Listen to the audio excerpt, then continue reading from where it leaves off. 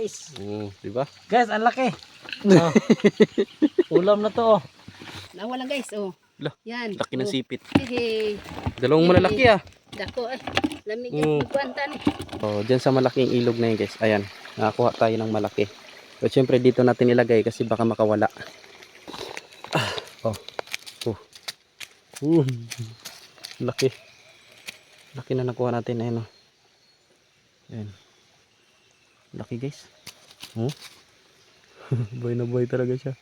Ito yung sipit niya oh. Laki. Tapos ito yung isa. Ayan. Laki. Laki na nakuha natin guys. Di ba?